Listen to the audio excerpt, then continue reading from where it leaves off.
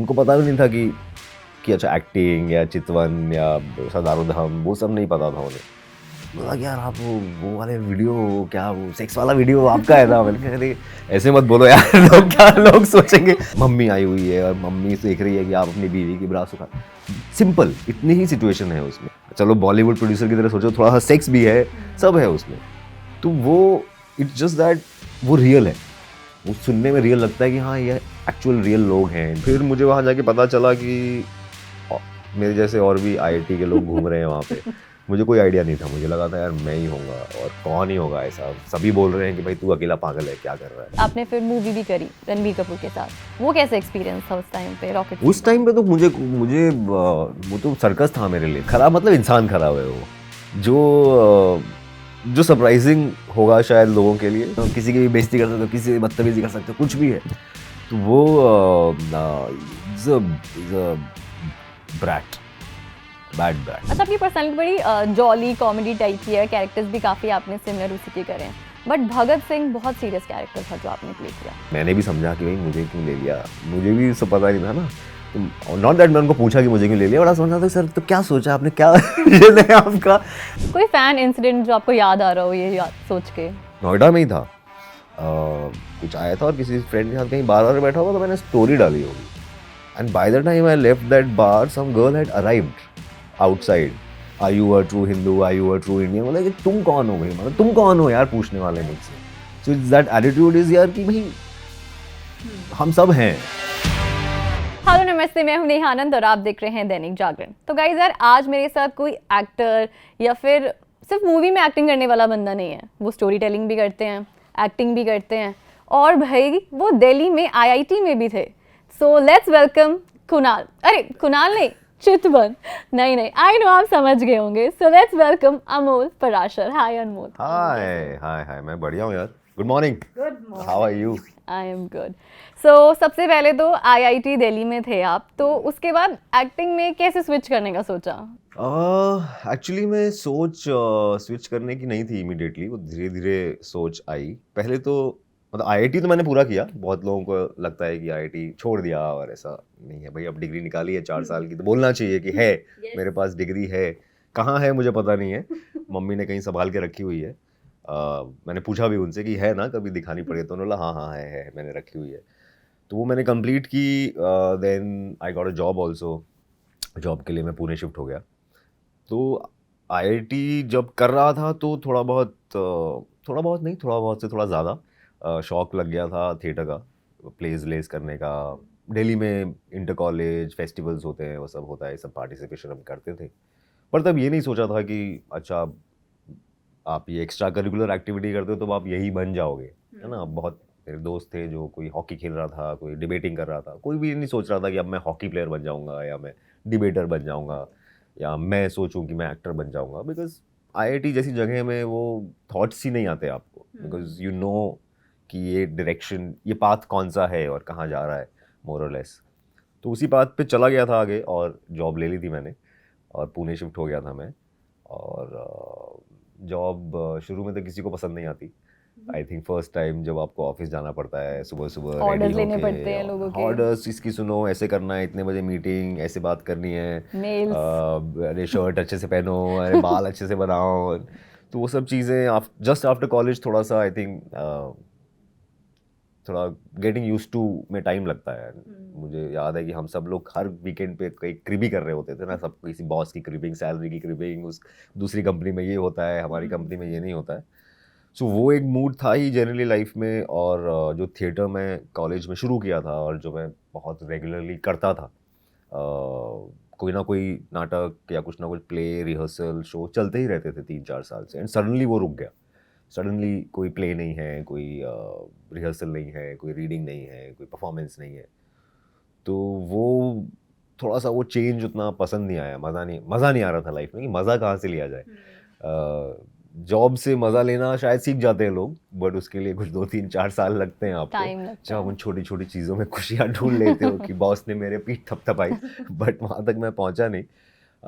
उससे पहले ही कुछ आइडियाज़ आने लगे और उन आइडियाज़ में से एक ये था कि यार जॉब के साथ, इस जॉब के साथ तो नहीं हो पाएगा, like full time job 9 to 5 जो कहने के लिए 9 to 5 है वो Actually होती 9 नहीं to whatever है जब भी आपकी लास्ट मीटिंग है। एंड स्पेशली अगर आप ऐसी कंपनी में काम करते हो जो यूएस से कोऑर्डिनेट करता है या तो उसमें तो टाइमिंग है ही नहीं कि मतलब उनका अर्ली मॉर्निंग मतलब आपका रात के 11 बजे और ये सब ऐसी मीटिंग्स हो रही होती हैं। तो आई रियलाइज कि ये जॉब के साथ में करने वाली पॉसिबिलिटी भी नहीं है। और वीकेंड्स भी ऐसा कुछ मतलब वो नॉर्मली ये सब थॉट्स थे कि ऐसा वीकेंड पे कर लो लोग ना कोई आइडिया देता था, but I try to explore, but वो मज़ेदार ऑप्शंस नहीं लगे मुझे। अब वो हिम्मत कहाँ से आई कि जॉब ही छोड़ देता हूँ फिर देखेंगे क्या करना है, वो अब मुझे नहीं पता, उसका जवाब मेरे पास नहीं है। और मैं भी सोचता हूँ तो अलग अलग रीजंस हैं। अब वो जवानी का जोश है कि या वो कॉन्फिडेंस ओवर कॉन्फिडेंस है एक तरह का कि क्या ही हो जाएगा। या किसी ने सजेस्ट किया आपको? आई डाउट किसी ने ऐसा बोला हो। मुझे ऐसा याद नहीं है कोई पर्टिकुलर पर्सन या कोई कॉन्वर्सेशन, मुझे ऐसा याद नहीं है। और इस तरह की चीज़ यूजुअली एज एन एडवाइस कोई नहीं देता है। मतलब एक मोटा मोटी लोग वो कैप्शन डाल देंगे फॉलो योर पैशन और ये, बट आपको स्पेसिफिकली कोई बोले कि हाँ तू जॉब छोड़ दे और थिएटर कर, ये बोलने वाला कोई है ही नहीं। आई थिंक कोई सोचेगा भी तो बोलने की हिम्मत नहीं करेगा, उसको पता है कि भाई इसके घर वाले मुझे गाली देंगे। तो मैं भी नहीं बोलता, मतलब मैं करने के बाद भी नहीं बोलता। मुझसे भी कोई यंग लोग पूछते हैं कि मैं करूँ तो मतलब मेरी रिस्पॉन्सिबिलिटी नहीं भाई, ये तुम्हारा कॉल है and that is also the best way. क्योंकि जब भी उसके बाद उस बात को 15 साल हो गए, कोई बैड डे है या कोई फ्रस्ट्रेटिंग टाइम है तो एटलीस्ट ये तो बोल पाता हूँ कि यार ये मेरा खुद का डिसीजन था, मतलब मैं किसी और को ब्लेम नहीं करता। तो वो मुझे लगता है कि अपना ही डिसीजन होना चाहिए अगर कोई ऐसा डिसीजन हो एंड रहा व्हाट है अबाउट फैमिली, फुल सपोर्ट था? मतलब सपोर्ट यस, बट खुश तो नहीं थे। मतलब इसमें खुश होने वाली कोई बात नहीं है। एकदम ही स्विच एकदम स्विच है। एंड ऐसा भी नहीं है कि मैं बोल देता कि चलो जॉब छोड़ रहा हूँ मैं स्टार्टअप कर रहा हूँ, विच इज़ ऑल्सो अनसर्टेन। वो फिर भी लगता है कि चलो ठीक है, थोड़ा रिस्की है, थोड़ा ये है, पता नहीं, स्ट्रेसफुल है, बट इट मेक्स सेंस। कुछ लॉजिक लगता है इस बात का। मतलब ये कि मैं जा रहा हूँ और मैं थिएटर करने जा रहा हूँ या क्या करोगे तो मैं थिएटर करने का सोच रहा हूँ, वो तो हाँ समझ ही नहीं आता। वो तो ऐसा ऑलमोस्ट लगता है कि झूठ बोल रहा है भाई, सच बता कि तेरा क्या प्लान है। जो ऑफिस में हुआ मेरे साथ, जो मेरे एक दो जो सीनियर्स थे उन्होंने पूछा कि सच सच बताना यार तेरा कहीं और जॉब लग गई है, सैलरी ज़्यादा मिल रही है, क्या है पैकेज ज़्यादा मिल रहा है। आई वाज लाइक नहीं भाई, कोई पैकेज नहीं है, कोई सैलरी नहीं है, कोई जॉब नहीं है, मैं थिएटर वेटर करने का सोच रहा हूँ। तो अभी क्या मतलब क्या बेवकूफ़ समझाएगा आपको, बताना। So there is it is very मतलब इलॉजिकल है ऑलमोस्ट। एंड क्योंकि मेरी इमेज एक अच्छे भाई अच्छा पढ़ा लिखा समझदार लड़के की है, तो आप पता है इसको क्या हो गया, अमोल को क्या हो गया, even for relatives and family friends like Amol मतलब ये क्या कर रहा है भाई, उसको ज़रूर किसी ने कुछ उसके कान में बात डाल दी है, कुछ झाड़ फूक हो गया है उसके साथ। तो इस तरह के डाउट्स आ जाते हैं पेरेंट्स से। हाँ मतलब वो भी पूछते हैं कि क्या प्लान है, क्यों कर रहे हो, बट प्लान था नहीं ऐसा कुछ। तो वो भी एश्योरेंस नहीं है कि अच्छा कुछ ये मेरा 2 साल का प्लान है, ये मेरा 3 साल का प्लान है या कितना टाइम में करने वाला हूँ, ये मुझे भी नहीं पता था। मतलब मैं तो था कि वो आप एक अंधेरे में जंप मार के देख रहे हो, आपको पता नहीं कहाँ लैंड होगा, कहाँ नहीं लैंड होगा, कैसे लैंड होगा, क्या है वहाँ उस तरफ, वो भी नहीं पता है। ये भी नहीं सोचा था कि बॉम्बे चला जाऊँगा, ये भी कोई ऐसा शॉर्ट नहीं था कि बॉम्बे जाना है, क्योंकि थिएटर करना था। थिएटर तो कहीं भी किया जा सकता है एज लॉन्ग एज कि आपको अच्छे लोग मिल जाएं और आपको मज़ा आए। बट हाँ वही ढूंढते ढूंढते फिर मैं लोगों से मिलने लगा, जब दिमाग में बात मन में बैठ गई कि हाँ तो छोड़ रहा हूँ मैं, ये तो मैंने सोच लिया है, तो क्या करेंगे, तो लोगों से मिलना, एक्सप्लोर करना, ये भी सोचना कि शायद पार्ट टाइम जॉब कुछ कर लूँगा, वट एवर, ना कि पैसा भी कमाना है। थिएटर से पैसा नहीं कमा सकते इतना तो मुझे दुनिया ने बता दिया था कि भाई बहुत कम चांसेस हैं और बहुत टाइम लगता है आपको बिल्ड करने में कि आप पूरा लाइफस्टाइल थिएटर के अराउंड बना पाएँ। तो वो कूद गया आई वुड से। मतलब शॉर्ट्स पूरी लंबी कहानी छोटे में यही है कि वो पता नहीं मन में बात उठी और लगा कि यार फॉलो करना चाहिए मन की बात को, तो कूद गए। जो बहुत लोग नहीं कर पाते, जो बहुत लोग नहीं कर पाते।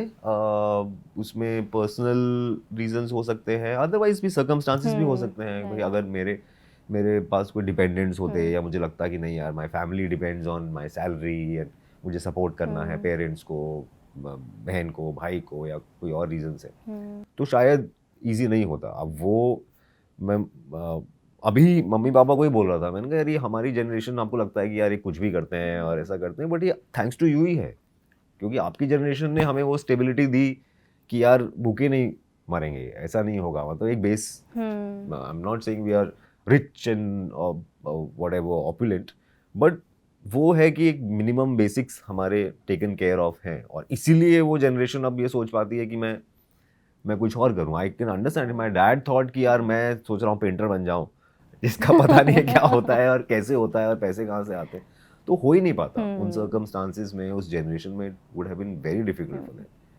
सो वो शायद हमारे पेरेंट्स की जो, at least the middle class, the parents that we have, उन्होंने एक स्टेबिलिटी अचीव की, उन्होंने अपने शौकों को मारा।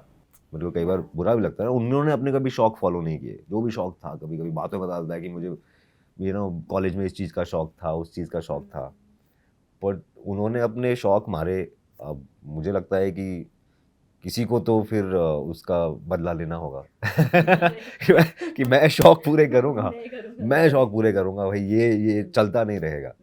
सो इन अ वे वो प्रिविलेज भी है कहीं ना कहीं, मैं समझता हूँ कि यार आपके पास ऐसा एक फैमिली हो, जो भी एक इकोनॉमिक बेस हो, and even the fact that तब तक एक डिग्री आ गई थी मेरे हाथ में, तो कहीं ना कहीं ये भी पता था कि यार कुछ नहीं होगा तो कहीं ना कहीं तो नौकरी मिल जाएगी। मतलब अगर सब कुछ खत्म हो गया और सब खराब हो गया तो, आज भी लगता है। अभी आपने बताया जैसे आपके पास डिग्री थी, बट काफ़ी सारे ऐसे स्टूडेंट्स होते हैं जो आईआईटी दिल्ली जाते हैं बट अपनी डिग्री कंप्लीट नहीं कर पाते। जब आप कर रहे थे इंजीनियरिंग, तो कभी ऐसा लाइफ में वो मोमेंट आया कि यार ये मैं क्या कर रहा हूँ, क्यों कर रहा हूँ, मैं फंस गया? नहीं, कभी कुछ करते हुए moment ऐसा आया? उतना नहीं आता था, करते हुए ऐसा नहीं लगता था फंसने वाला, बिकॉज इनफैक्ट आईआईटी जाने के बाद तो थोड़ा सा मज़ा आता है लाइफ में, ये भी ऑनेस्ट है। मतलब आईआईटी में घुसने में ज़्यादा मेहनत और ज़्यादा पसीना और ज़्यादा आपकी कमर टूटती है, बट अंदर जाने के बाद उतना वो नहीं है, उतना मुश्किल नहीं है। मतलब आप मज़ा, मतलब एक थोड़ा कॉलेज लाइफ एंजॉय करते हो, थोड़ी फ्रीडम एंजॉय करते हो, एक्सपेल भी हो जाते हैं उस वक्त, उस दिन मज़ा नहीं आता, बट बाद में सालों बाद कहानी सुनाने में लगता है कि अरे अपने पास एक कूल कहानी है सुनाने के लिए। उस दिन तो बहुत स्ट्रेस में रहते हो आपकी, ये क्या हो गया, लाइफ बर्बाद हो गई, अब क्या होगा मेरा, जॉब नहीं मिलेगी, क्या नहीं होगा। बट हाँ, but those kind of things happen, like college है और रेजिडेंशियल कॉलेज है, तो हॉस्टल्स में रह रहे हैं सब लोग, फैमिली सारा दूर है, तो थोड़ा सा आप लाइफ में खुलते हो, थोड़ा बाहर जाते हैं, घूमते हैं दोस्तों के साथ, दुनिया समझते हैं, फिल्में देखते हैं। तो इस तरह की चीज़ें जो शायद मोस्ट पीपल जो वहाँ पे आए हैं उन्होंने उससे पहले नहीं की, बिकॉज आई थिंक उन्होंने वो स्कूलिंग ईयर्स पूरा मोस्टली पढ़ाई में और इसमें और फर्स्ट आने में और आईआईटी एग्ज़ाम निकालने में लगा दिए। 2-3 साल कोचिंग आपने की होती है जस्ट बिफोर, और वो बहुत हेक्टिक होता है। आप स्कूल भी है, स्कूल का सीबीएसई जो भी आईसीएसई भी दे रहे हैं, और साथ में एक आईआईटी कोचिंग भी चल रही है, उसमें अलग कंपटीशन है, उसका अलग स्ट्रेस है। तो वो 2-3 साल के बाद जब आप फाइनली पहुंचते हैं वहाँ पे, और आपको वो वादे भी किए गए होते हैं कि ये निकाल लो, हाँ, उसके बाद सेट है, उसके बाद आराम है। तो 10th फिर 12th जब भी आपको आराम करते हुए उन्होंने देखा होता है, ये बोलते हैं कि अभी आराम मत करो, अभी पढ़ लो, एक बार अगर आईआईटी निकल गया फिर आराम कर लेना। तो वो जो वादे वो सबने आराम किए नहीं होते आता हैं, कभी। तो वो फिर आप छीनते हो फिर एक बार जाने के बाद। आई थिंक सबको, बहुत सारे लोगों को ये फीलिंग आती है कि हाँ अब मैं मजे करूंगा, अब मैं आराम करूंगा। मुझे सालों से बोला जा रहा है कि 10th निकाल लो फिर मजे है, 12th निकाल लो फिर मजे हैं, आईआईटी निकाल लो फिर मजे हैं। भाई कहाँ है मजे? तो मुझे मजे खुद ही लेने पड़ेंगे। तो आई थिंक वो भी एक सडनली आप एक रिलीफ आता है आपकी लाइफ में कि हो गया, सबसे बड़ा गेट मैंने पास करके अब मैं अंदर आ गया हूँ। अब यहाँ से निकाला जाना बहुत मुश्किल है। मतलब ऐसा नहीं है कि फेल हो जाएंगे तो निकल जाएंगे, फेल हो के थोड़ा लंबे में निकाल देते हैं लोग, 4 साल नहीं तो 5, 6, 7। फिर आई थिंक लिमिट डाल दी थी आईटी ने कि भाई 7 साल में अगर नहीं निकल रहा है तो फिर आप जाओ, आप ऐसे थोड़ी आप बेटर हो गए यहाँ पे सालों सालों तक। बट मोस्टली 1-2 सेमेस्टर खिंचता है लोगों का, अगर खिंचता है तो, बट निकाल लेते हैं लोग। तो वो एक सेफ्टी होती है कि अब ऐसा आईटी की डिग्री के साथ ही निकलेंगे यहाँ से। तो जमकर पढ़ाई कर ली आपने, उसके बाद एकदम से डीजे ट्रिपलिंग में। हाँ, कैसे स्विच था वो कैरेक्टर का? वो भी एकदम, वो तो काफ़ी टाइम लगा। मतलब बॉम्बे जाने के कुछ साल बाद ही हुआ ट्रिपलिंग। शुरू में तो मैं थिएटर कर रहा था, और फिर मुझे वहाँ जाके पता चला कि मेरे जैसे और भी आईआईटी के लोग घूम रहे हैं वहाँ पे। मुझे कोई आइडिया नहीं था, मुझे लगा था यार मैं ही होऊंगा और कौन ही होगा ऐसा, सभी बोल रहे हैं कि भाई तू अकेला पागल है, क्या कर रहा है। फिर मैं वहाँ गया, बातों बातों में कई बार शुरू में मैं बताता भी नहीं था लोगों को, आईटी नहीं बताता था मैं, थोड़ा वियर्ड लगता था, या अटेंशन की आईटी तो क्यों कर रहे हो, यहाँ क्यों आ गए, वो सब होता था। फिर वो बोर, मुझे लगता था यार ये अब मैं एक्सपेक्टेड नहीं होता हाँ होगा हर एक लोगों को मैं को। हर सवाल के जवाब नहीं दे सकता कि क्यों, क्या, कैसे, और वो सब। और ये भी नहीं चाहता था कि लोग सोचें कि ये भाई ठीक है बट एक्टिंग का काम करने आए हो ना, तो क्या शो ऑफ क्या कर रहे हो ये भी मुझे थोड़ा सा वो था, तो मैं नहीं बताता था। कभी कभी किसी से बात हुई तो मुझे एक दो लोगों ने बोला कि अरे तुम आईटी से हो, मैं किसी और से मिला वो भी आईटी से, तुम जानते हो क्या। यार एक तो सारे आईटी एक दूसरे को नहीं जानते, ऐसा कोई व्हाट्सएप ग्रुप नहीं है हमारा। बट ऐसा सुनने में आने लगा कि और लोग हैं, which I think that group eventually they found each other. मैं भी मिला, ऑफ कोर्स एक वो तो होती है कि अरे और भी हैं, कोई आईटी खड़गपुर से है, बॉम्बे से है। So those people made TVF, the viral fever, वहाँ से कंपनी स्टार्ट हुई। मुझे राइटिंग और मेकिंग का उतना नहीं था जितना एक्टिंग का था और थिएटर का था। तो मुझे था यार मैं तो इसके लिए नहीं, मैं तो ये कर रहा हूँ। So it was not like, but हम जानते थे एक दूसरे को। तो टीवीएफ ने जो काम करना शुरू किया, वीडियोस बनाने शुरू किए यूट्यूब पे, वायरल होना, और ये जो वर्ड्स तब आ रहे थे, तो पैरेलली हम लोग टच में रहते थे, मतलब हम देखते थे, बात करते थे, और था कभी ना कभी कि यार कुछ करेंगे साथ में। अब वो कुछ फाइनली जाके ट्रिपलिंग हुआ, and and I am happy कि वैसे हुआ, बिकॉज जब कोई आपको जानता है थोड़ा सा, और उसको आपका स्किल सेट पता होता है, आपकी स्ट्रेंथ्स पता होती हैं, आप क्या कर सकते हो पता होता है, नॉट जस्ट कि क्या किया है, तब आपको कोई ऐसी चीज़ ऑफर हो सकती है जहाँ पे जो थोड़ी सी आपके पुराने काम से अलग हो। उसमें एक फेथ है कि हाँ ये कर लेगा। तो चितवन या ट्रिपलिंग का जो कैरेक्टर था डीजे वाला, वो मेरी कोई रियल लाइफ इमेज तो नहीं थी। लोगों को लगता है ये तो पढ़ा लिखा है, ये है वो है, आईटी का लड़का है, थोड़ा बात करने में काम एंड कंपोज ही लगता है। सो मोस्टली लोग जो नहीं जानते हैं आपको, फिर वो वही देते, जो उनको दिखता है वही आपको उस तरह के कैरेक्टर्स ही मिलते हैं। बट फॉर समबडी टू से कि नहीं यार चितवन, राइट, एंड क्योंकि टिपिकल कास्टिंग क्या होगी कि आप यार कोई कॉमेडियन ढूंढो, कोई जो कॉमेडी के लिए कोई स्टैंड अप कॉमेडी, कोई ये, कोई एकदम फनी दिखने वाला, थोड़ा सा अनयूजुअल बॉडी टाइप, या वैसी कास्टिंग होगी। But maybe because there was faith कि नहीं यार, we been following his work for 5 years 6 years, हम देख रहे हैं, हम फॉलो कर रहे हैं, लोगों ने स्टेज पे देखा है क्या क्या पॉसिबल है, क्या क्या कर सकता है। So that faith I think came from there कि क्योंकि आई एम श्योर 4 लोगों ने उनको पूछा होगा जनरली, कह रहे नहीं is a good actor, but यार ये कैरेक्टर में कैसे फिट होगा, उसको ले लो ना, वो देखो वो थोड़ा फनी दिखता है, वो ऐसा है, वो ऐसा है। बट आई एम हैप्पी कि उनको लगा कि मैं कर सकता हूँ, और मैंने बोला कि यार मैं कर सकता, मुझे लगता है कि मैं कर सकता हूँ। बट आई एम श्योर आप किसी भी एक्टर को पूछोगे शहर में, तो वो कभी कोई एक्टर नहीं बोलेगा कि यार ये मुझसे नहीं होगा, वो बोलेगा ही। So it's your call. तो वो क्योंकि वो लिखा भी इसी हल्के से इसी इंटेंशन से गया था कि Amol will play this part, we are trying to make a show where Amol can also be a part of.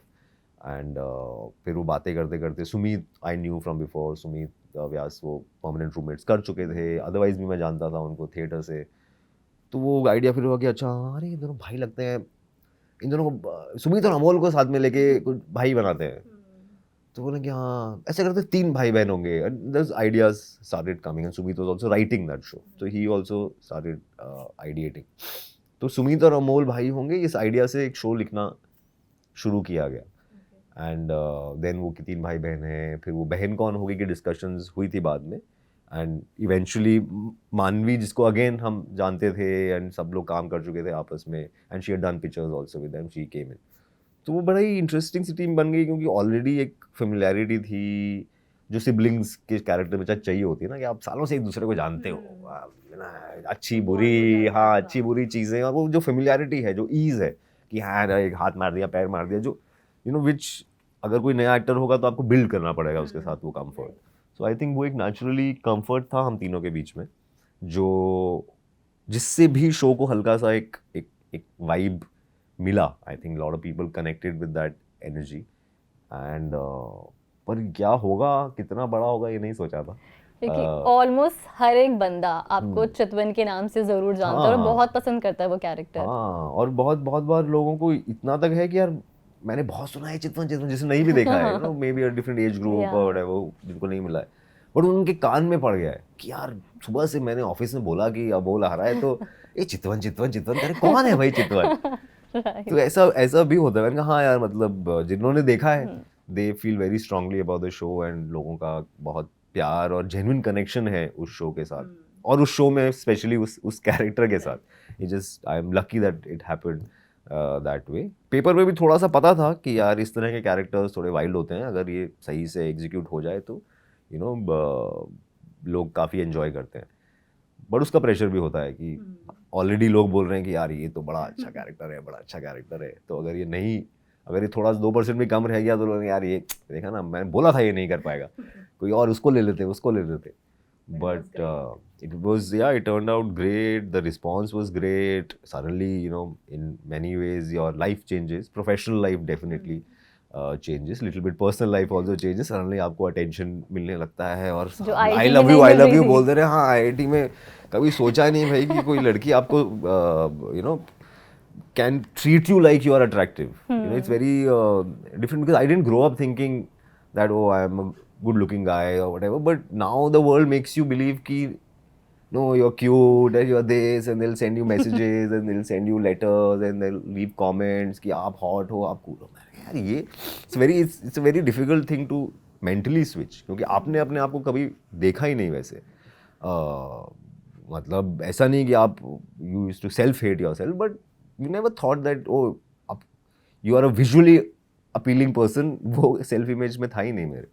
But जब अब वो है कि beauty is in the eyes of the lover और बिहोल्डर और व्यूअर इन दीज केसेस, तो अब उन्होंने मान लिया है कि आप जो भी हो, क्यूट हो, हॉट हो, जो भी उनके दिमाग में, उन्होंने मान लिया है। कोई फैन इंसिडेंट जो आपको याद आ रहा हो ये सोच के?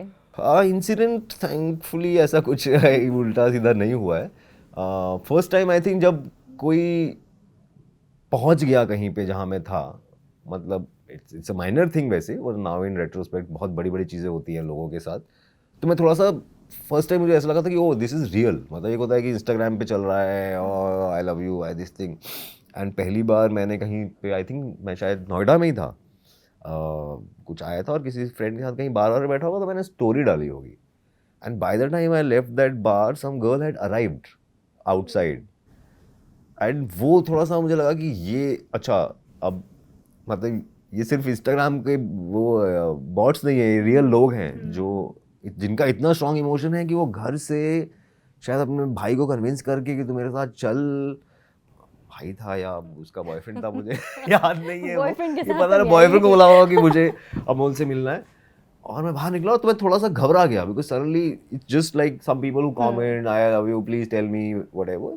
आपको वो तो एक वर्चुअल है, आपको रियल इंसान आपने इमेजिन नहीं किया है, suddenly that person is there and they are reacting a certain way, और उसकी आंखों में ऐसा इमोशन है, और यू फीलिंग ओवरवेल्म्ड। मैं थोड़ा घबरा गया कि यार ये ऐसा ये क्या स्टॉकर टाइप चीज़ हो गई, बट आई रियलाइज कि it was harmless, it was sweet, जो भी इंटरेक्शन हुआ वो स्वीट था, बट यू रियलाइज कि अच्छा अब ये वो लाइफ नहीं रही है थोड़ी सी। थैंकफुली अगेन आई थिंक चितवन हो या दूसरा भी जो मैंने काम किया है, जो उस मेरे बॉडी ऑफ वर्क के जो फैंस हैं, वो मुझे लगता है कि एक तरह के लोग हैं जो थोड़े से पोलाइट हैं और जो थोड़े से रिस्पेक्टफुल हैं मोस्टली। मतलब जो लोग मेरे काम को पसंद करते हैं वो वाला पब्लिक नहीं है, तो वो थोड़ा प्लीज़, सॉरी, थैंक यू वाला ऑडियंस है। मैनी अ टाइम्स वो बात करने के लिए भी आते हैं तो सॉरी फॉर डिस्टर्बिंग यू, या करते भी नहीं है और घर जाके मैसेज करते हैं कि अरे मैं आपके सामने वाली टेबल पे बैठी थी but I didn't want to disturb. So there is a certain kind of politeness I feel people have, maybe शायद टाइम थोड़ा सा बेटर हो गया है, लोग भी अवेयर हो गए हैं कि यार अच्छा पर्सनल देना लाइफ, चाहिए, पर्सनल स्पेस, इस तरह की चीज़ें आपने मीम्स देख लिए हैं इंस्टाग्राम पे, बट और maybe I also feel कि ये जो जिस तरह का काम मैंने किया है उसकी जो ऑडियंस है वो शायद एक डेमोग्राफिक की ऑडियंस है जो अवेयर है इन चीज़ों को लेके, तो आई एन्जॉय इट, मुझे मज़ा आता है, because it feels like it's almost like being a famous person on campus, like a famous senior, कि सब जानते हैं, but it's not, it doesn't affect your freedom. बहुत बार मैं कहीं कैफे रेस्टोरेंट में बैठा होता हूँ, दूर से बस कोई वेव कर देता है और मैं वेव कर देता हूँ, that is sweet enough for me. या स्माइल कर देते हैं कि so it is exchanged, but it's not like कि मुझे बुरा लगता है या कोई मुझे इरिटेट करता है, वैसा नहीं होता है। मतलब रैंडम शहर में, मुझे याद है भोपाल में, I was just walking on the road with a friend, and सामने से गाड़ी गुजरी, उसने गुजरते हुए उसने रोका होगा, उसने विंडो नीचे किया, बाबा लव यू, और वो चला गया, और मैं बस वेव कर दिया और वो गाड़ी चली गई वहाँ से। सो इट्स लाइक ये दुनिया कितनी स्वीट है यार, ऐसी वाली फीलिंग आती है। And they love you and they give you attention, but they don't interfere you. मतलब ऐसा नहीं कि खींच के फोटो खिंचावा, ऐसा ज़बरदस्ती वाला नहीं है अभी तक। एक्टिंग के अलावा आपकी शायरी वाली भी ऑडियंस एक अलग है। सो हमने आपकी काफ़ी शायरी देखी हैं जिसमें आपने आईआईटी इंजीनियरिंग स्टूडेंट्स के लिए भी कुछ बोला है, तो कुछ फनी वन लाइनर हो जाए अभी। आईआईटी इंजीनियरिंग स्टूडेंट्स के लिए? हाँ, कि जो मतलब जो छोड़ देते हैं और एक्टिंग में आ जाते हैं, आर्टिस्ट बन जाते हैं, कुछ फनी। नहीं, शायरी मैं आई थिंक हो किसी जाए, और कुछ से हो जाए अभी। कंफ्यूज कर दिया इससे तो। नहीं, मतलब हमने आपकी वीडियो देखी थी जिसमें आप डिस्कस कर रहे थे इस बारे में। हाँ, तो वो टॉपिक्स हैं, बट हाँ कुछ वैसे अभी मैं हो जाए राइम वाइम funny। शायरी नहीं कर पाता मैं। आई थिंक स्टोरी टेलिंग है जो मैंने की है मोस्टली। कई बार लोग उसको पोइट्री भी बोल देते हैं, but it's more like telling a story, less poetry. और हाँ, तो पोइट्री या शायरी वाला जोन तो याद, मतलब मुझे याद नहीं, कहीं गलती से मैंने कुछ याद करके बोल दिया हो तो मुझे याद नहीं है। But I write my stories, I like to perform on stage. थोड़े से पहली जो मैंने स्टोरी जो यूट्यूब पे गई थी, जो आप मीनाक्षी हिमानी वाली कहानी के बारे में पूछ रहे थे, तो अगेन वो मुझे था कि यार एक कुछ दिमाग में आया। एक्चुअली एक ओरिजिनल स्टोरी थी वो।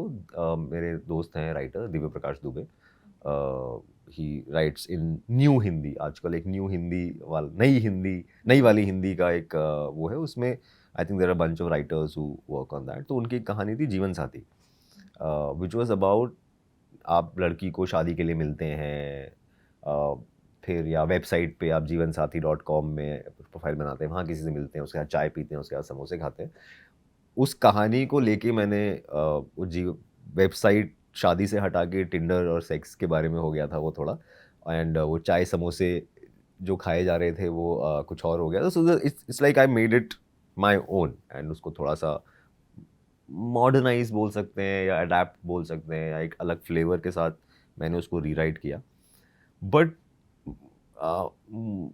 मुझे बस मन था, बहुत टाइम से मैं स्टेज पे नहीं गया था, क्योंकि ट्रिपलिंग के बाद वो हुआ कि मेरा थिएटर छूट गया या छोड़ दिया, मतलब ऐसा मैं बोल नहीं सकता। थोड़ा सा कॉन्शियस भी था उसमें डिसीजन। स्टोरी टेलिंग का एक्सपीरियंस कैसा रहा? तो वही तो, मुझे स्टेज पे जाना था, मुझे बहुत टाइम से स्टेज पे नहीं गया था। और ये फेस्टिवल होता है बॉम्बे में, स्पोकन फेस्ट, मैंने देखा था वो 2-3 साल से हो रहा था, और मुझे मन करता था कि यार ऐसा तो कुछ किया जा सकता है। आई नो एक शायद पूरा प्ले करने का टाइम नहीं है या मोटिवेशन नहीं है, 1 महीना 2 महीना कहाँ से निकालेंगे, बट ये तो मैं ऐसा कुछ कर सकता हूँ। तो जब मैं मिला ऑर्गेनाइजिंग टीम जो फेस्टिवल करते हैं, रोशन अब्बास, टेस जोसेफ, अंकुर तिवारी, तो उन लोगों ने, टेस ने मुझे बोला कि यू वांट टू ट्राई, हम लोग ऐसा कुछ एक फेस्टिवल करते हैं। ऐसे आया, मैंने देखा है और मैं करना चाहता हूँ, तो मैं एक कहानी लेके आता हूँ। तो मैंने उनको बोला ये है मेरे पास। आई नो कि ये फेस्टिवल में मोस्टली लोग सीरियस, वहाँ पे जैसे वो सीरियस पोइट्री, शायरी, कुछ पर्सनल चीज़ों के बारे में या कुछ सामाजिक चीज़ों के बारे में बात होती है। मैंने कहा यार मैं थोड़ा फन जोन में बिलीव करता हूँ, तो मैं ये करना चाहता हूँ। बोला यार do it. And then again आप करते हो कुछ, आपको नहीं पता होता कि इसका होने क्या वाला है। वो मैंने परफॉर्म किया, मुझे मज़ा आया। मैंने दिल्ली में किया एक बार, फिर बॉम्बे में किया। द वीडियो जो यूट्यूब पे है वो बॉम्बे वाली परफॉर्मेंस का है, उससे पहले मैं एक बार दिल्ली में भी किया था मैंने। तो वो जब वीडियो आया, फिर अगले 3 महीने वो जो इन आवर लैंग्वेज हम बोलते हैं कि फटा, कि ये तो फट गया भाई, ये तो ऐसा बॉम्ब की तरह फटा, ऐसा फैला है वो। और इतना तक हो गया कि बहुत लोग मुझे मिलने लगे पब्लिक प्लेसेस में, एयरपोर्ट में, कहीं पे बाहर, जो मुझे सिर्फ उस वीडियो से जानते थे। उनको पता भी नहीं था कि अच्छा एक्टिंग या चितवन या सदारुधम, वो सब नहीं पता था उन्हें। बोला कि यार आप वो वाले वीडियो, क्या वो सेक्स वाला वीडियो आपका है ना? मैंने कहा अरे ऐसे मत बोलो यार, लोग सोचेंगे मैं पॉन वॉन करता हूँ, क्या करता हूँ। यहाँ पे बाकी लोग भी बैठे हैं, प्लीज़ जस्ट से यूट्यूब का वीडियो या क्या ऐसा कुछ, या स्टैंड अप या जो भी। So many people call it stand up, many people call it poetry, because वो वर्ड मुझे भी नहीं पता था क्या, मेरे लिए तो वो थिएटर परफॉर्मेंस थी। अब किसी के लिए वो स्टोरी टेलिंग है, किसी के लिए वो स्टैंड अप है कि ओके स्टैंड अप होता है यार, एक आदमी खड़ा होता है माइक के साथ, क्योंकि ह्यूमर भी है, वो सब भी है। तो वो that was a very interesting experience, मुझे बहुत मज़ा आया।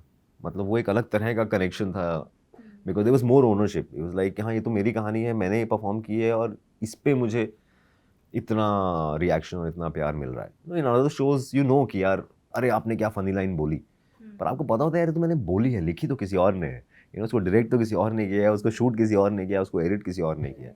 So this is a more direct medium कि आप हो बस स्टेज पे और आपकी आवाज़ Completely है और express कर आपके, सकते हो अपने हाँ, एंड तरीके दिस से। Directly between you and this thing, and ownership भी आपकी है। अगर खराब है तो सब आपका है और अच्छा है तो सब आपका है।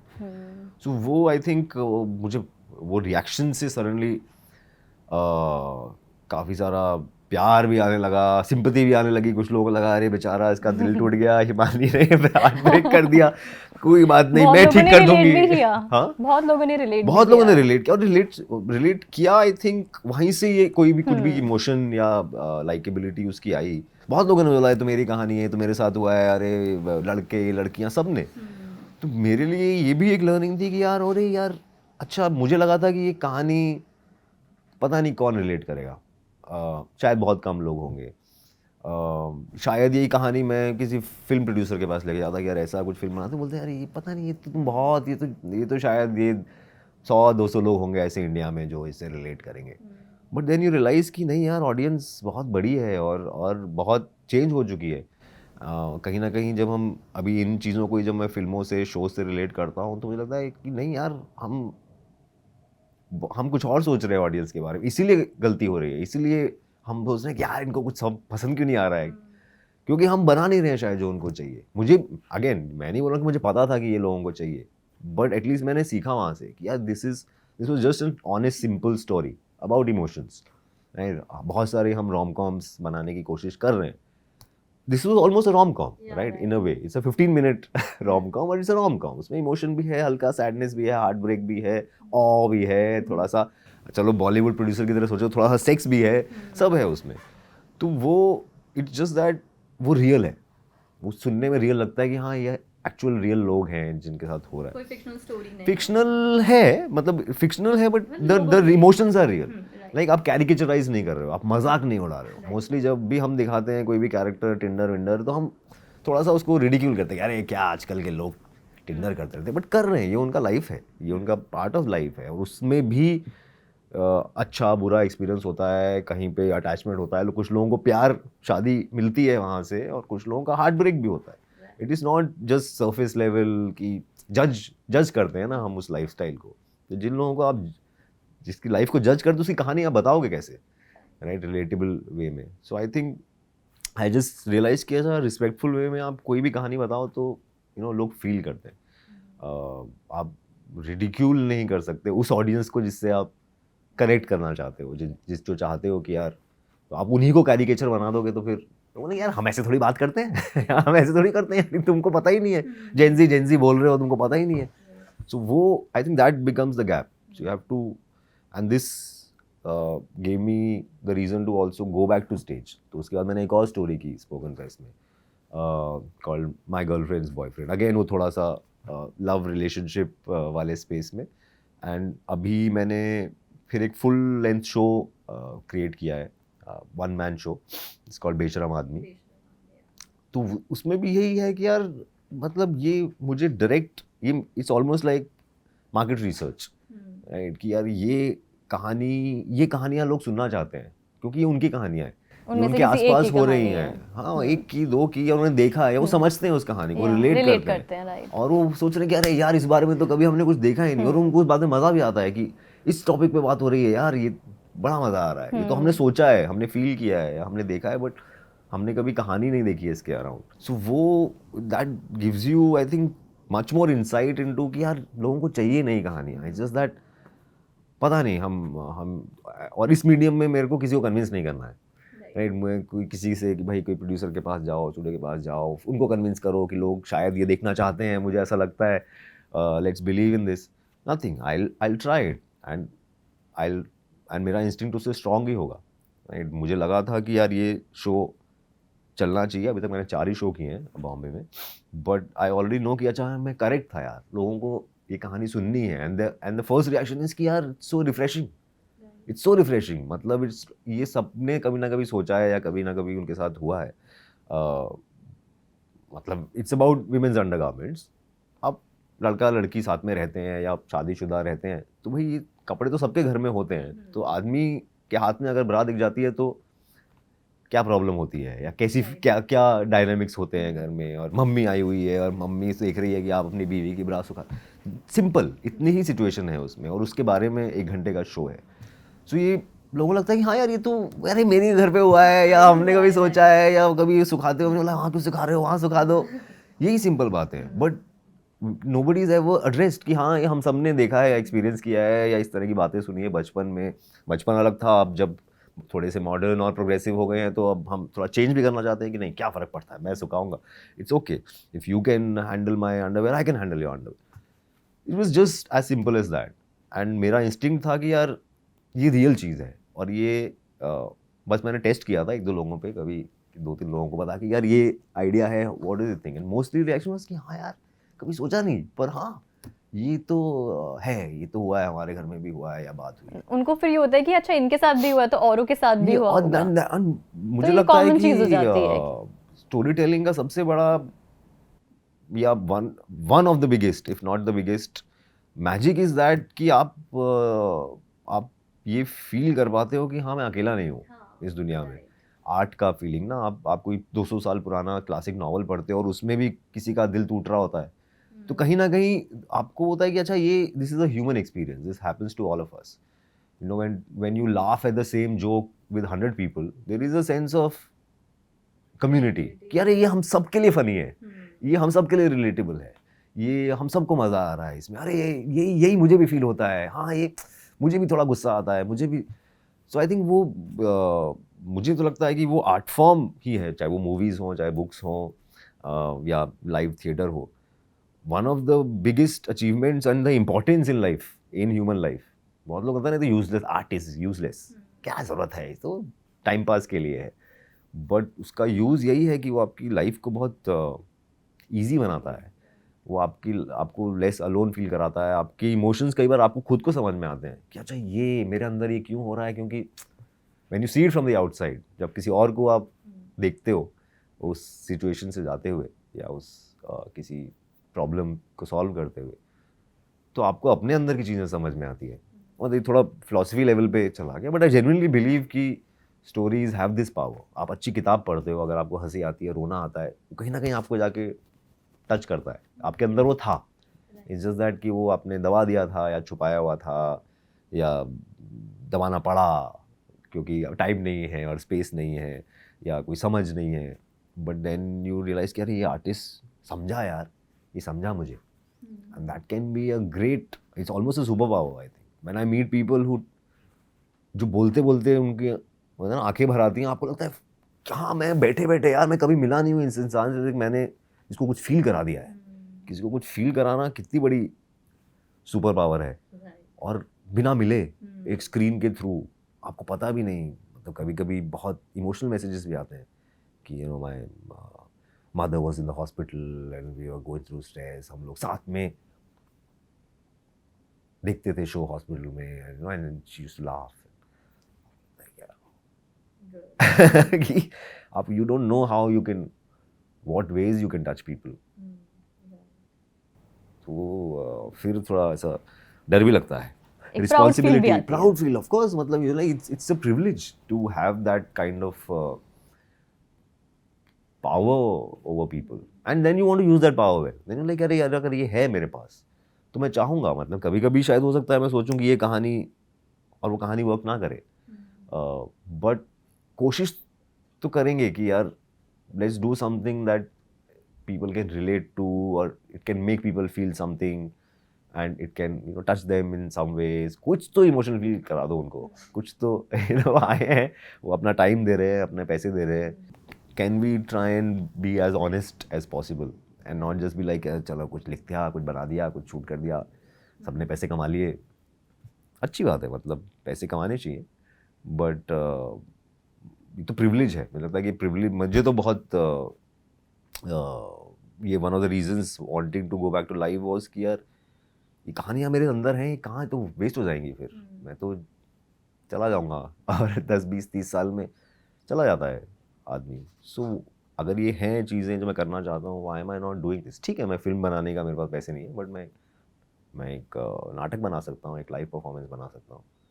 तो इट्स क्वाइट एक्साइटिंग, मतलब अभी ही शुरू किया है मैंने, 2 महीने हुए फर्स्ट शो किए हुए, बट मज़ेदार है, करूँगा मैं, दिल्ली में भी करूँगा।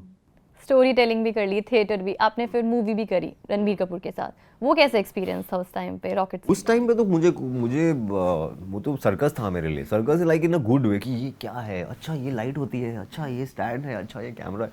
मैंने देखा ही नहीं था कुछ, मैंने कुछ शूट नहीं किया था उससे पहले, एड, शॉर्ट फिल्म कुछ भी नहीं किया था, सीधा यशराज फिल्म्स के सेट पे टप करके टपक गया था मैं, कॉस्ट्यूम वॉस्ट्यूम पहना दिया गया, बाल वाल बना के, बट थिएटर तो कर ही रहा था, थिएटर तो मैं करता ही था, तो ऐसा नहीं था कि मैं वो था कि मैं क्या करूँगा, मुझे था कि जितना आता है उतना करूँगा। मुझे नहीं पता कितना अलग होता है, कितना सेम होता है फिल्म में, बट आई थिंक जिस तरह की वो फिल्म थी, बहुत सदी हुई फिल्म थी, जिस तरह के सीन्स थे, बहुत सदे हुए सीन्स थे, कैरेक्टर्स बैठे हैं, बात कर रहे हैं, एक सीन है proper, it was not like an action thriller, ये वो स्टाइल से शूट हो रहा है, इधर से कैमरा उधर से, सो मोस्टली कैमरा लगा है, आप एक्टिंग मतलब लाइक अ थिएटर सीन। तो मेरे मन में था कि हाँ ये तो सही है यार, ये तो इजी है, 2 लोग बैठे हैं और मेरे को बस ये इमेजिन करना है कि मैं प्ले कर रहा हूँ और यहाँ कोई कैमरा नहीं है, and the way it used to be shot, जो स्टाइल था उसका, बहुत आराम से, प्यार से, एटमॉस्फेयर भी बहुत कंड्यूसिव होता था, बिग स्टूडियो, बिग सेट, तो मुझे लगा यार ये तो बड़ा अच्छा है, बड़े प्यार से फिल्में बनती हैं।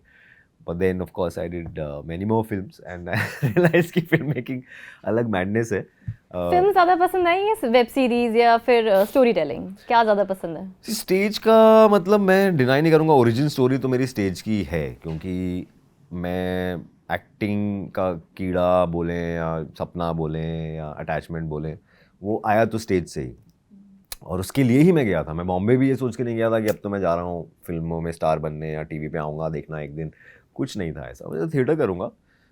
और फिर समझ में आया कि थिएटर करने के लिए भी ये सब करना पड़ेगा, बिकॉज थोड़ा पैसे तो कमाने हैं, एंड वाई नॉट, मतलब ऐसी कोई मना ही नहीं थी कि मैं ये नहीं करूँगा भी नहीं था। गया हूँ, बॉम्बे में हूँ, कोई बोला आ जा तेरे को ऑडिशन दिखाते हैं, चलो ऑडिशन देखते हैं, आ जा तेरे को वो दिखाते हैं, मैं डबिंग करेगा, हाँ करूँगा, मलयालम फिल्म डब कर रहे हैं हिंदी, तो there was everything was open, right. कुछ अरे तू लिखता है क्या, हाँ मैं लिखता हूँ, तेरी हिंदी सही, हाँ हाँ, तू कुछ लिखेगा, हाँ एक टीवी शो का ये लिखना है, सो आई वाज जस्ट लाइक जो भाई जो फेंक रहे हो मैं ले रहा हूँ, ना, और मज़ा आ रहा है, ये सब चीज़ें, कुछ भी नई नई चीज़ें देखने को मिल रही हैं, वो सब हो रहा है, तो stage, but I would say कि that's my original love, and then little bit affairs I used to have with camera, but धीरे धीरे वो फिर थोड़ा सा ट्रांजिशन भी हो गया। आई थिंक वो 4 5 साल थिएटर करने के बाद थोड़ा सा एक मोनोटनी भी आ गई। अब एक शहर में एक इंडस्ट्री में, एक सर्किट में कितने ही लोग हैं, मतलब थिएटर सर्किट में, तो आपको लगा कि हाँ कर लिया सबके साथ काम, सबका, हाँ ये भी कर लिया, हाँ कॉमेडी भी कर लिया, सीरियस भी कर लिया, हाँ पॉलिटिकल भी कर लिया, सो यू फ्रेश ढूंढ रहे होते हो आप कुछ, and by that time I think थोड़ा सा फिल्मों और शोज़ का भी बढ़ने लगा, आने लगा काम, फिर ट्रिपलिंग आ गया तो फट करके एकदम से शूट अप हो गया, एंड सडनली आप फेमस हो गए, whatever to little extent, industry में भी एक वो हो गया कि हाँ अरे वो लड़का, सो वो बहुत, वो थिएटर आई थिंक लास्ट मैंने जब शायद ट्रिपलिंग आया था 2016 में, may be that year was my last play, उसके बाद वो छूट गया ना, कुछ कभी एक्साइटिंग आया या लगा कि कुछ एक्साइटिंग है करते हैं, और यहाँ पे का ये भी बिज़ी हो गए अब फिल्म शोज़, और इसमें मज़ा आने लगा, और थोड़ा लाइफस्टाइल भी चेंज होने लगा, और सडनली आप इंटरव्यूज़ दे रहे हैं और अवार्ड शोज़ में जा रहे हैं, और ये सब चीज़ें जो सोची नहीं थी वो होने लगी, and I been enjoying that also. तो अब आज के स्टेज में आई थिंक लिटिल बिट अभी भी फिल्म एंड शोज थोड़े से ज़्यादा हैं, but I am trying to bring back stage. ये जो मैं कोशिश कर रहा हूँ बेशरम आदमी के साथ, या आगे इसको खींचेंगे और शोज़ करने का प्लान है मेरा, और मतलब नए नए स्टोरीज़ करने का प्लान है। वो थोड़ा सा मैं उसको धीरे धीरे लाइफ में वापस लाने की कोशिश कर रहा हूँ, and then maybe I find a balance somewhere कि कितना 80% है, 20% है, 70-30 है, क्या है, will see.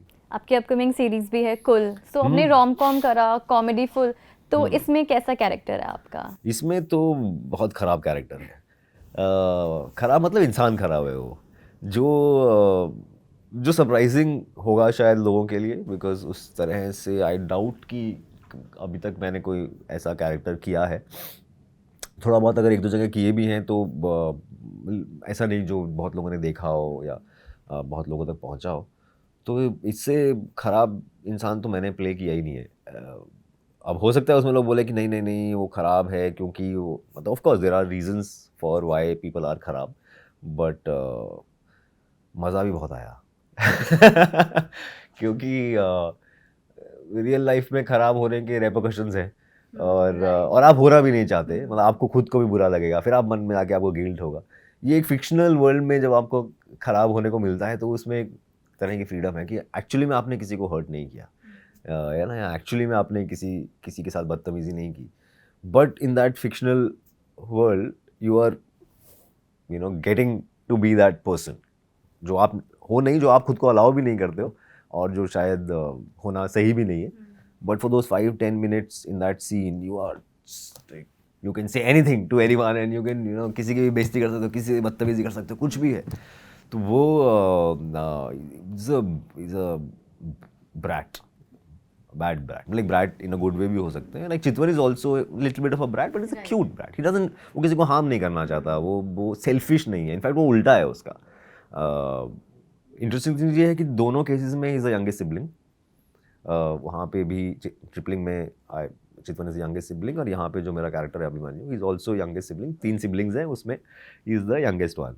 Nimrat, Riddhi and me are the 3 siblings, and then Gaurav Arora is playing like a half brother. तो यहाँ पे भी वो लोग बोल रहे हैं कि अरे यहाँ पे भी यंगेस्ट सिबलिंग है, but it is so drastically different. जहाँ पे वो एक क्यूट, फन लविंग, हार्मलेस है, ये मतलब ये वैसा इंसान है कि आपकी लाइफ में होगा तो आपकी बहुत ख़राब लाइफ होगी, बहुत ख़राब लाइफ होगी। अभिमन्यु राय सिंह मतलब फैमिली में भी लोगों को पता है, वैसा वाला इमेज है उसका कि फैमिली में सबको पता है कि अरे आ गया अभी ये रूम का माहौल ख़राब करेगा वैसी इमेज है उसकी। So I am looking forward to, मतलब वो लोगों के लिए, मेरे लिए नया था, मुझे मज़ा आया, एंड आई होप अब वो जो हुआ है, जो किया है, वो उसमें लोगों को भी मज़ा आए होपफुली। अच्छा, आपकी पर्सनैलिटी बड़ी जॉली कॉमेडी टाइप की है, कैरेक्टर्स भी काफ़ी आपने सिमिलर उसी के करे हैं, बट भगत सिंह बहुत सीरियस कैरेक्टर था जो आपने प्ले किया, वो कैसे मिला और क्या एक्सपीरियंस था वो रोल प्ले करने में आपका? आई थिंक वो भी शायद मुझे, ये आपने जो बोला कि थोड़ा जॉली लाइट वजह से शायद मिल गया, बिकॉज स्पेशली उस फिल्म में सरदार उधम में अगर आप देखेंगे जो भगत सिंह के सीन्स हैं, his I think intention, Sujeet sir का जो इंटेंशन था, जो शुरू में हमने डिस्कशंस किए, मैंने भी समझा कि भाई मुझे क्यों ले लिया, मुझे भी सब पता नहीं था ना, तो नॉट दैट मैं उनको पूछा कि मुझे क्यों ले लिया, बड़ा समझा था सर तो क्या सोचा आपने, क्या रीजन है आपका, Indirect way में। हाँ, कि आपको भी पता नहीं यार, क्योंकि आपकी इमेज में भी नहीं है, एंड देन बट वो एक दो बातों में समझ में आ गया कि अच्छा पॉइंट ही यही है, बिकॉज इज लाइक नहीं तुम क्यों सोच रहे हो कि ऐसे ही दिखना चाहिए, वैसे दिखना, किसको पता है भाई, एक फोटो है आज तक, राइट, जो लोग 2 फोटोज है, एक वो हैट वाली फोटो है जो हमको पता है, देयर इज वन फोटो जो हमने फिल्म में यूज़ किया है जेल में when he is in the prison, इसे उसके अलावा किसी ने कभी देखा ही नहीं है, राइट, कोई ऐसा रिप्रेजेंटेशन नहीं है, लोगों का डिस्क्रिप्शन है कि ऐसा था वैसा था, बट सो वो तो लोगों की इमेजिनेशन ही है कि भाई ऐसा, चलो maybe Ajay Devgn, maybe Bobby Deol, maybe somebody, I want to capture the boys quality, because जब मैं इमेजिन करता हूँ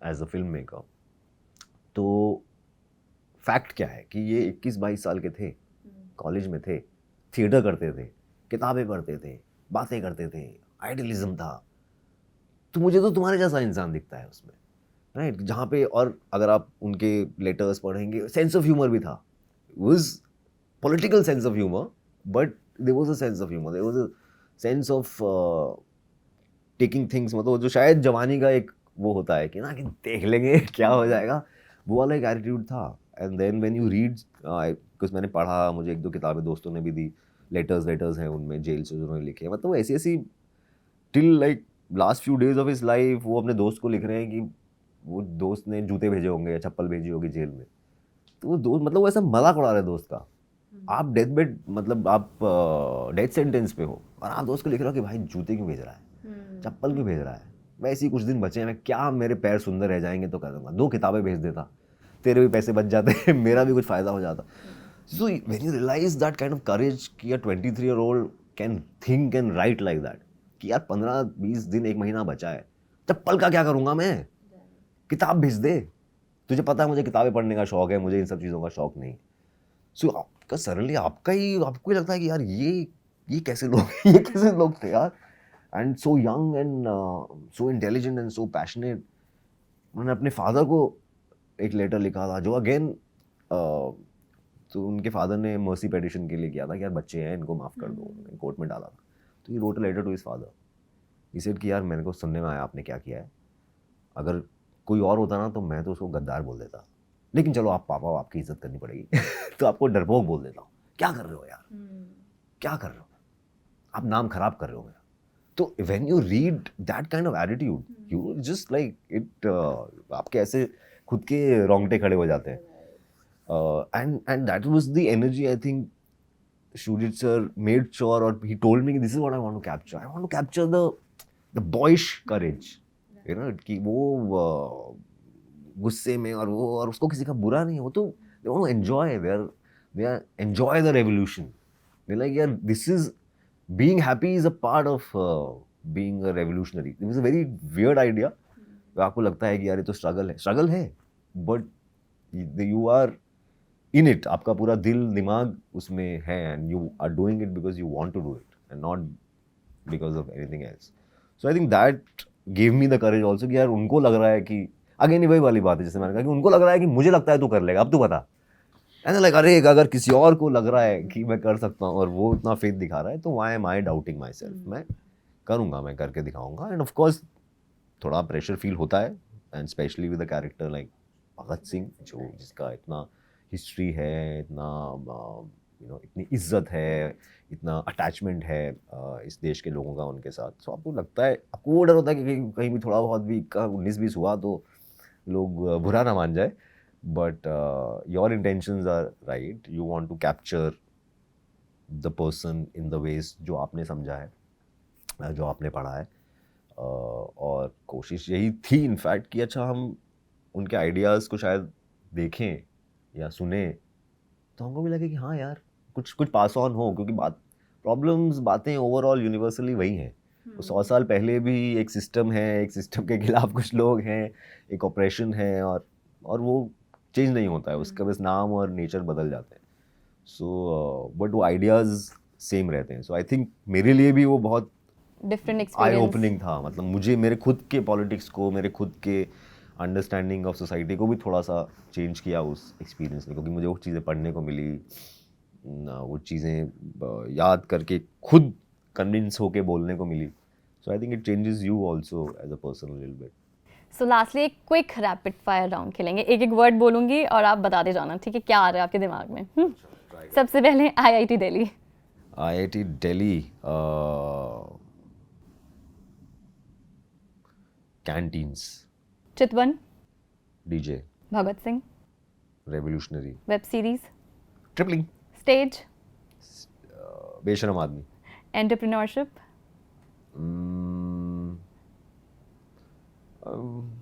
मतलब I am thinking of some friends, because मेरे बहुत सारे आईआईटी के फ्रेंड्स उसमें गए, तो ऐसा कोई वन वर्ड नहीं है, बट या Road suddenly trip? All those faces are coming. Road road trip. Trip, parents, अभी मैंने 4-5 दिन पहले I did a road trip with my parents, my mother's birthday on the 17th। Poem.